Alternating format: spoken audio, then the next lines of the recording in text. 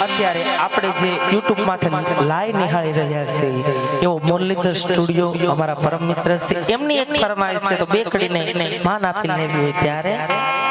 આ તો ગળી છે ગોળ ને